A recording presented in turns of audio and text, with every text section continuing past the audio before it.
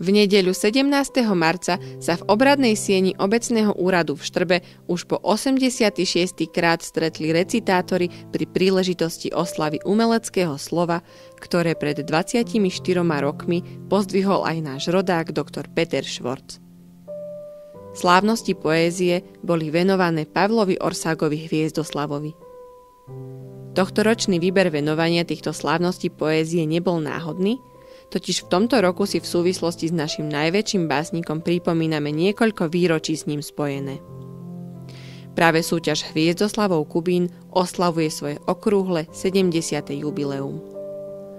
V tejto súťaži sa stretávajú umelecké duše, ktoré vynášajú na povrch svoje najvnútornejšie pocity a myšlienky, aby ich zdieľali so svetom. Je to miesto, kde sa tvorí krehký most medzi minulosťou, prítomnosťou a budúcnosťou umeleckého slova. Je to tiež miesto, kde sa uctievajú nielen Hviezdoslavové diela, ale aj nové vlny tvorby, ktoré nám odhaľujú rôznorodosť a bohatstvo slovenskej literárnej krajiny. Prvá časť podujatia patrila detským recitátorom a recitátorkám. Pod symbolickou hviezdnou oblohou otvorili slávnosti poézie vystúpením detí materskej školy a prváci. Postupne sa predviedli výhercovia školského kola Hviezdoslavovho Kubína s prednesmi aj poézie, aj prózy. Okrem umeleckého vystúpenia hovoreného slova si mohli diváci vychutnať aj hudobné prednesy detí z flautovej triedy základnej umeleckej školy.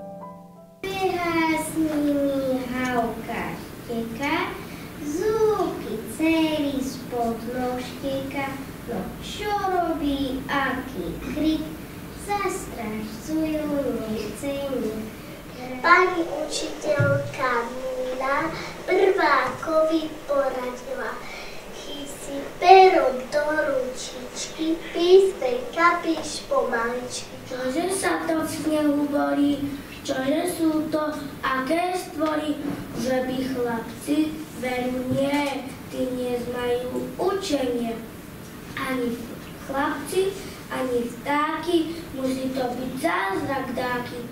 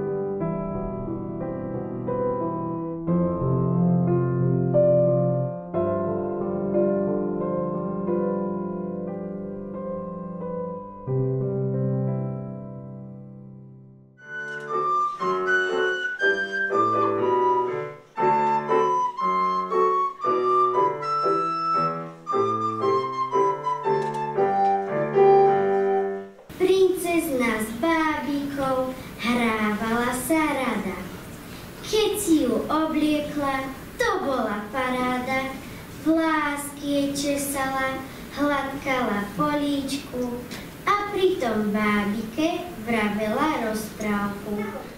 Tam sa riadne napapá, až po dychu zalapá. Do seba vždy hodí, veru aj 3 chody. Káčku, kúru, klobásy a na záver tortu. Takže v každom počasí je to majster športu.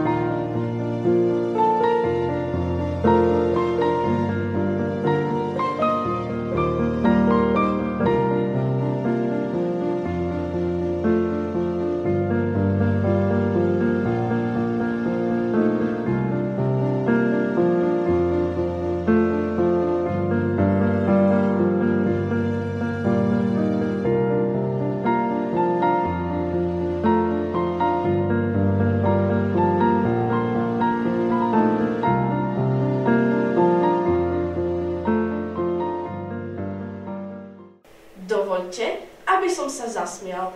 A preto som tu, aby som vás naučil, ako sa správne vyhovárať. Ako sa vyhovárať rýchlo, stručne, pohotovo, rozmyslieť si každé slovo, sebaisto, ale skromne. Opakujte, žiaci po mne. Učiť som sa nemohol, lebo sa nám zlomil stôl. Ešte asi 10 metrov. Vydrž, hovorím si, aby som nezakopla. Rečnícky pult je už tesne predo mnou. No čo, aspoň sa bude mať čoho zachytiť, keď zabudnem. Milí učitelia, zakoptala som sa. Všetci žiaci ako na povel vybuchli do smiechu. Červeň mi začala stúpať od topánok až ku korinu spotených vlasov.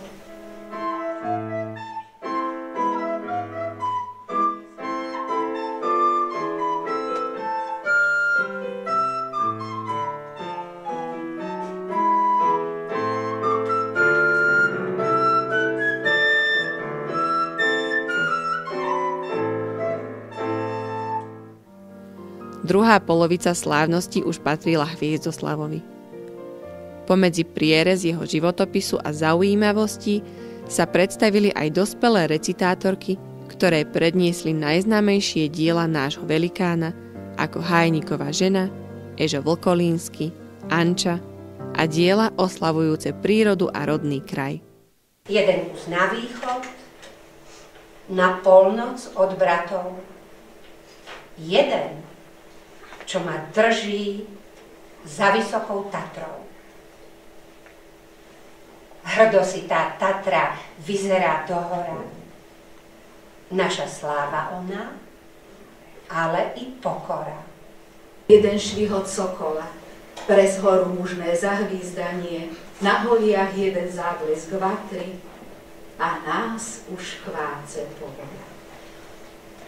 Duch už sa zažal. Už sa jatrí, plameným krídlom šibe horiak v nebo naspäť meteor. Len chvíľka, ako vzdušný vlas, čo preletí nám ponad hlavu. Máte i vy hrmavice, oblohou čierny žiaľov pás. No oblak vyplače sa vraz, zavzliká, vzlietne, ide ďalej. A po prestávke krátkej, malej nad vami vzchádzajúcej zory, tým krajšie zabronie je líce.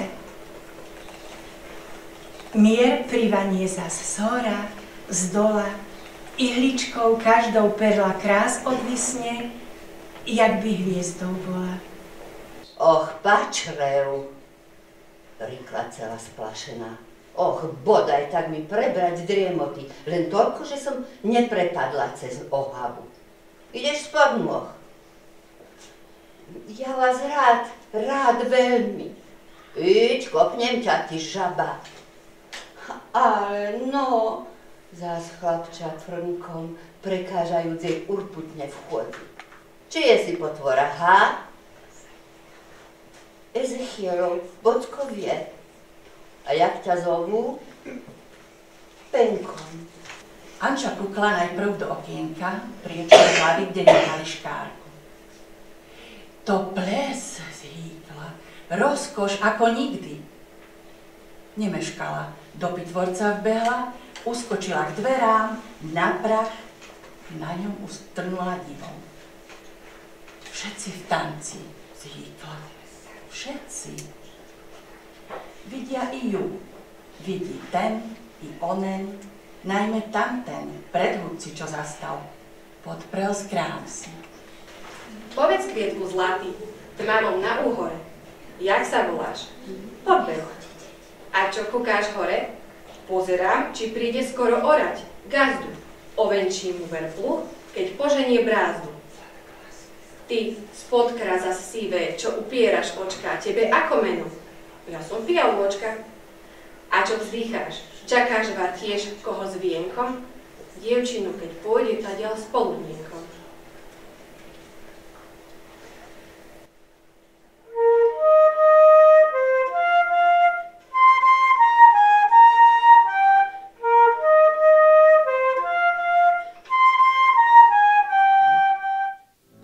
Vo Vo vestibule bola pripravená výstava pod názvom Pavol Orsák Hviezdoslav Cesta životom. Pre všetkých bola prenesená aj obecná knižnica zameraná na tvorbu a život Hviezdoslava a každý si mohol vziať na pamiatku malú pozornosť so symbolom Pavla Orsáka Hviezdoslava.